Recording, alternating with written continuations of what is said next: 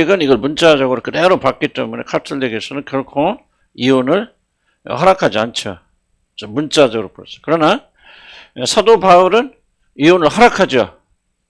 그래서 만약 믿지 않는 자가 갈리려고 하거든. 이혼하려고 하려거든. 그리하라. 믿는 자들은 이에 구애받을 필요 없다. 그겁니다. 그러니까 이혼 자체를 허용한 경우가 있죠. 신앙 때문에 또는 어떤 이유에서든지 정말 결혼 생활을 불가피하게 만들고 조건이 남편이 그 이혼을 원한다는 조건 하에서는 그걸 허락이 될 수 있기 때문에 이혼에 대해서 우리가 너무 그렇게 딱딱한 그런 거 절대 이혼하면 안 된다라고 그런지 그런 것은 조금은 우리 지양을 할 필요가 있다 그렇게 생각이 되어지고 그렇다고 해서 교회는 어떤 형태로든 이혼을 권면하거나 또 해서는 안 된다라는 그런 생각이 있어요. 그래서 그러니까 하나님 원래 뜻은 하나님 짝지어준 걸 사람이 나누지 못하게 되는 결혼 자체라는 것은 영구성을 가지고 있기 때문에 그렇게 해야 된다. 다만 성경에서는 우리가 이혼할 수밖에 없는 상황을 인정하고 있다라고 하는 사실. 그래서 나는 여러분들 이제 이혼하신 분들은 이제 뒤돌아볼 거 없고 왜 이혼했냐면 따질 것 없어요. 일어난 일이고 그래서 여러분이 그냥 예수님 신랑 삼아서 잘 사시되 삶의 불편함이 있는 건 사실이죠. 또 거꾸로 결혼하신 분들도 원수같이 사는 분들도 계시고 그래서 어떻게 보면 사도 바울은 사실은 홀로 사는 걸 굉장히 권장했어요. 그래서 결혼한 사람 결혼한 채 살지 말고 매이지 말고 그래서 우리가 막 그렇게 살라는 뜻은 아니겠고 그러니까 조금은 딱 이건 이거다 저건 저거다 그렇게 좀 할 수 없는 상황이고 결혼하신 분들은 최선을 다해서 결혼생활 하시고 하나님 영광을 위해서 그렇게 하시고 홀로 사신 분들은 후회하지 마시고 또 결혼해서 또 해보세요. 또 지금 여러분이 겨우 자유케 된 그 자유를 또 다시 반납해야 되고 정말 여러분이 어려움을 겪게 되고 또 한편으로는 또 여러분 홀로 있을 때는 이런 때는 남편이 있으면 좋겠다 그런 생각도 많이 하실 것이고 어렵고 힘들고 있을 것이고 다만 어떻게 살아도 어렵고 힘들기 때문에 하나님께 부르신 자들은 아무리 힘들어도 결혼 포기하지 마시고 그 안에서 아름다운 열매를 맺으시기 바라고 홀로 사신 분들은 다른 비교할 것도 없고 좀 불편하지만 불편한 대신에 나는 자유함이 있고 편함이 있잖아. 그죠? 아침 맨 일어나서 밥 해줄 필요도 없고 약간 좀 희생할 필요도 없고 그 시간은 정열을 가지고 주님을 섬길 수 있으니까 좀 결혼했든 결혼하지 않았든 1차적 목적은 우리 주님을 섬기는 것이다.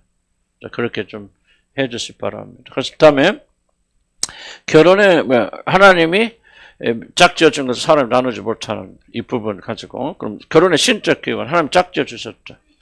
자, 이것은 이혼을 절대로 금하거나 불가능하다는 뜻이 아니고 결혼이 얼마나 중요한 것인가 얼마나 심각한 것인가 우리가 가르쳐 주고 계십니다. 누가 하나님이 짝지어 주셨다. 하나님 짝지어 주지 않은 결혼도 있습니까? 나는 뒤에 이제 두 번째 질문인데 잘 모르겠어요. 그러니까 저도 아직 확실한 대답을 내리기 어렵고 하여튼 결혼의 신적 기원 오늘 나눈 건 지난번 나눈 거 뒤에 있습니다. 결혼의 신적 기원이죠. 우리는 굉장히 결혼의 신적 기원을 잘 생각지 않아요. 하나님이 주신 결혼이다라고 생각했다면 아마 여러분이 과거에 그런 믿음이 있었다면 견뎌냈을 것인데 여러분 그런 믿음이 없었을 것이고 또 결혼 생활을 유지할 수 없는 그런 상황이 있습니다.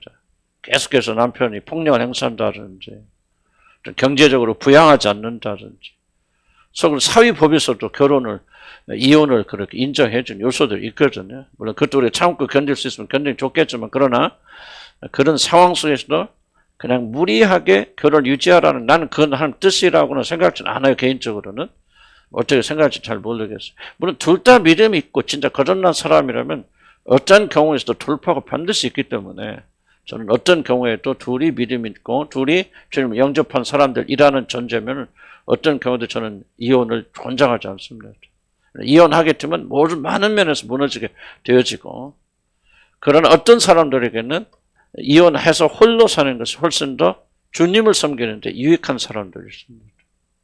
불편함은 있지만은 그런 경우에는 주님이 허락하셨고 또 그걸 후회하지 말고 혼자 있는 기간을 잘 이용하셔서 하나님께 영광 돌리면 됩니다. 또 결혼하다 재혼한다. 이게 내가 봐도 걱정스럽잖아요. 힘든 일이고. 다만 지금 결혼 생활에 있는 분들은 이걸 기억하세요. 결혼의 신적 기원. 이혼을 할 수 있다 없다를 떠나서요. 결혼이 신성한 것이다. 우리 그렇게 생각하고 결혼 사람 거의 없죠. 나도 그냥 결혼할 때 되고 막 우리 집사람 보니까 막 좋아서 결혼하고 싶고 같이 있고 싶고 막 이렇게 된 거지. 내가 얼마나 결혼의 신성한 의미를 막 했더라면 처음부터 달라졌을 텐데. 저는 그런 게 별로 없었어요. 그래서 좀 지나가는 시간 후회가 되지만은 특히 이미 늦었다고 생각하지 마시고 우리 결혼하신 분들은 끝까지 결혼의 신성, 하나님이 주신 결혼이다. 값지게 여겨야 된다. 특별히 거듭 두 분이 거듭나게 됐을 경우에는.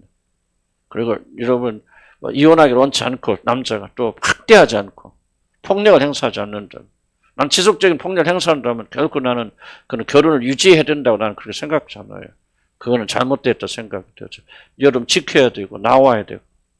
그런데 그런 상태가 아니라면은 우리가 한번 결혼에 대해서 심사숙고해야 됩니다. 하는 것이 뭐예요? 하나님이 짝지어 주셨어요. 결혼의 기원은 창조. 하나님 창조의 역사다. 생각해야 돼. 죽으면 갈라놓을 수 없는 그런 것. 이해 가시죠? 그래서 여러분. 두 번째는 그냥 큰 이슈예요. 큰 이슈, 그런 중요한 질문. 두 번째 질문은 뭐냐면, 그럼 내가 지금 결혼한 이 배우자는 하나님께서 영원전부터 예정하신 사람인가? 하나님께 예정하신 사람인가? 라고 하는 이 질문이 참 있는데, 저도 참 이게 답변하기가 이건 예정을 믿는 사람이 있지만은, 또 한편은 인간 책임을 굉장히 저는 중요하게 여기고 있기 때문에, 이 부분은 제가 100% 확신하기가 좀 쉽지 않습니다. 그러나 예정론으로 보면은, 또는 우리가 난 적어도 이렇게 생각해. 둘 다 거듭나 사는 자녀가 된 자들은 영원 전부터 하나님께서 예정하셨다라고는 그렇게 믿어요. 믿지 않는다. 난 모르겠어요. 거기까지는 내가 책임질 수 있는 영역이 아니고요. 참 이게 굉장히 이슈가 큰데, 만약에 모든 것을 하나님이 예정하신다고 말했을 때는 그럼 결혼 실패된 책임이 누구한테 있어? 나한테 하나님이 있기 때문에 우리 책임을 약화시키는 문제니까 이것도 그렇게 말하는 건 쉽지 않은 거예요. 그러나 결혼의 예정을 믿으면은 굉장히 또 중요한 점이 있고 장점들이 많죠. 하나님께 예정하셨기 때문에 하나님 개입하셨고 하나님이 이루셨고 그러니까 하나님께서 마치실 것을. 하나님 속에서 이렇게 나갈 수 있잖아요. 그리고 누가 뭐라고 봐도 이 사람은 나에게 최상의 배우자고. 그런 장점이 있어요. 그래서 하나님이 지금 내가 만난 배우자 하나님이 예정하셨다. 믿지 않는 자라도 믿지 않고 지옥 갈 사람도 예정하셨나? 그럴 수도 있겠죠. 그럴 수도 있겠고. 예정하셨다는 걸 분명한 사실이고 그렇게 받아들여야 된다. 지금 결혼하고 있는 분들은 의심하기 시작하면 뿌리까지 흔들려 버리게 되어집니다. 물론 그러나 결혼은 실패의 책임은 전적으로 하나님께 있는 것이 아니고 우리에게 있다. 오늘 좋은 사람 만나게 해줄 수 있죠. 근데 이게 복잡해져요. 예정론이 잘못 하는 게. 그래서 나는 조금 그 점은 좀 습격기처럼 남겨두자. 다만 강자들 부분은 하나님 예정보다는 우리의 책임의 문제가 된다. 세 번째는 예정론과 더불어서 왜 이것을 혼란을 일으키냐면요. 우리가 이 사람을 하나님이 최초전부터 예정했다고 말했을 때 우리는 어떤 것을 전제로 그 말을 하게 되냐면은 이 사람을 만나서 내가 가장 행복한 사람이 된다는 이 잘못된 전제를 가지고 있기 때문에. 무슨 뜻이에요? 이해가시죠? 하나님 영원전부터 나를 위해서 아내를 예정하셨을 때는 이 사람을 만나면 나한테 최적이고 최고로 행복하고 이 사람 만나서 최고의 결혼 생활을 하도록 하면 그렇게 주선하였다고 하는 전제가 있기 때문에 우리는 혼돈 속에 들어가는 거예요. 근데 현실은 그렇지 않잖아요. 현실 어렵잖아요. 그렇죠? 힘들죠. 그러니까 뭐가 오셔? 진짜 하나님께서 이렇게 이 사람 예정하셨나? 라고 예정론을 의심하게 되는 원인이 바로 난 여기 있다 생각이 듭니다.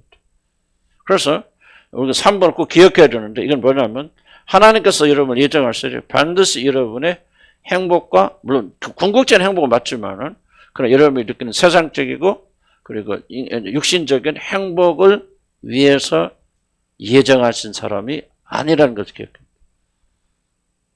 이 점을 분명히 하지 않으면 2번이 헷갈립니다. 근데 이 사람이 하나님께서 만나서 최고 나를 행복하고 여기 만족시켜 줄 사람인데 이거 안 하잖아요. 안 되잖아요. 그러니까 회의가 일어나게 되고 상대가 미워지게 되어주는데 생각을 바꾸었어. 내가 육신적으로 가장 행복하고 만족하기 위해서 내 배우자를 보내준 것이 아니고 하나님께서 나로 유익하게 하시려고. 유익하게 하는 것은 물질적, 육신적인 것이 아니고 영적으로 유익하고 또 하나님과 가까이 나가고 하나님 보시기에 적합한 사람이 되도록 하시기 위해서 예정하셨고 그 일에 이 사람이 최적이라는 거예요. 이게 굉장히 완전히 좀 각도가 달라진 얘기입니다. 이 차이를 잘 구분하셔야 되는데 이해자면 이해합니까? 무슨 말인가? 무슨 말이에요? 또 크게 하나님 예정하셨죠. 이 사람이 하나님 보내준 사람을 믿을 때는 전제가 뭐 잘못된 전제는 이 사람을 만나면 나는 이 세상에 가장 성공하고 행복하고 만족하고 정말 깨가 쏟아질 거야 라고 하는 잘못된 생각을 가지고 그 예정을 생각한다는 얘기죠. 그런데 현실은 그게 아니잖아요. 깨가 안 쏟아지잖아요. 그죠? 어렵죠? 힘들죠? 진짜 하나님 예정하신 거예요? 이거 하나님 보내신 사람이 맞아? 맞으면 왜 이렇게 힘들어?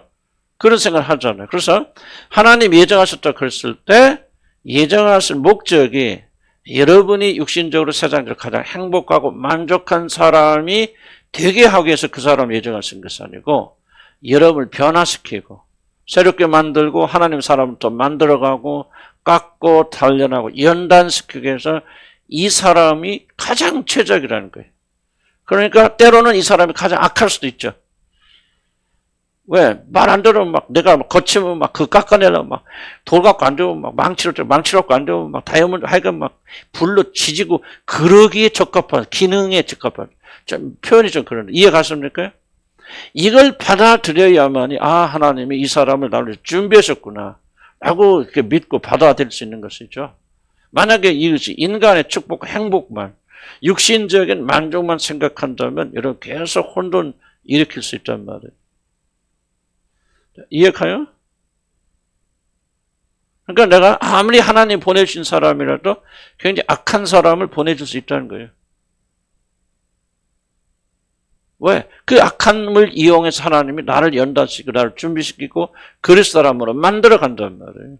이 일을 위해서 하나님이 영원전에 예정하실 수 있고. 그 사람의 문제는 하나님과 그 사람 둘 사이 문제죠. 그러니까 나는 생각하다 그렇군 하나님께서 나를 연단하시려고 이런 사람 보내셨구나. 그럼 어떻게 우리는 겸손하게 그 연단을 통해서 내가 낮아지고 변화돼야 되잖아. 근데 우리가 이제 이걸 이제 받아들이지 못하면 그러니까 이 구분 것하고 똑같은 거예요. 아마 구분 것 중에서 가장 큰 구분 것은 배우자의 구분 것일 거예요. 아마 100% 나는 그렇게 생각합니다. 100% 거의 대부분 사람들은 1번으로 배우자의 구분 것이 아마 1번일 거예요. 아니라고 말할 수는 아무도 없을 거예요. 그런데 우리가 생각을 좀 바꿔야 돼요. 이 사람을 만나서 행복하려고 하는데 안전하려고 안식하는데 그게 아니거든. 안식이 아니고 안전하지 않아. 힘들어 뭐해. 왜 그러냐. 하나님께서 이 사람을 보내서 나를 깎아서 연단시키는 거예요. 그럼 거꾸로 얘기하면 그러면 내 배우자는 나 때문에 힘들어 안 들어야 돼. 힘들죠. 그 사람은 똑같은 생각이었죠. 그래서 이렇게 서로를 향해서 뭐예요? 겸손하고 낮아지고 하나님 원하는 사람이 되어줘. 나도 부드럽게 깎여줘. 나도 아내도 남편도 부드럽게 깎여줘. 이 부드러운 사람 만나면 우리 그렇게 이루려고 했던 행복이 여기서 주어져. 여기서 또 완전히 주어지는 않지만 그래도 상대적으로 행복한데 지속적으로 원망, 불평하고 그럼 어떻게 되냐면 물론 버려줄 수 없는 결혼이 있어요. 나는 그래서 어떤 의미에서 나는 이혼을 내가 우리 몇 번도 이혼을 동의한 것은 뭐냐면 이게 그냥 연단되는 게 아니고 이건 완전히 이거는 말살시키고 죽이려고 하는 자리라면 나와야 돼요 거기서. 그래서 난 이제 그건 하지만은 나는 이제 여러분들이 그래도 대충 결혼사를 할 수 있는 분들은 어느 시점에 보면 빠져나오고 싶은 생각이 들 거예요. 그러나 이걸 잘 생각해야 돼요. 여러분이 세상에서 행복을 주시기 위해서 배우자를 주신 게 아니에요. 행복은 결과예요. 추구하고 목적이 되는 순간부터 행복은 타락합니다. 행복과 기쁨은 결과예요, 결과. 무엇의 결과? 내가 변해야 되졌어. 새롭게 만들어졌어. 하나님과 가까운 사람이 되어졌어. 그 결과로 주어지는 것이 행복이죠. 그 행복이 목적이 되어주면 우리는 잘못되지 나간다. 그래서 그런 식으로 생각한다면은 지금 내가 배우는 믿지 않는 배우자를 할지라도 하나님께서 예정해서 보내준 사람이다. 그러면 그를 도망가야 돼. 그 안에서 견뎌내야 돼. 견뎌내야지. 극한 상황이 아니라. 극한 상황이 있는 사람은 나오는 게 좋아요. 근데 남편이 남편의 의무를 더 이상 행사하지 않는다. 뭐 여러 가지 원인이 있겠지만 우리 믿는 사람들끼리라면은 절대로 그런 생각을 하지. 그런 의미에서 기능적으로 내 남편과 내 아내는 최상의 사람이다. 더 이상 좋을 수 없다. 그래서 결론은 하나님께서 예정하신 것을 함부로 취급해서는 안 된다. 자, 여기까지 질문 있고 하시는 분.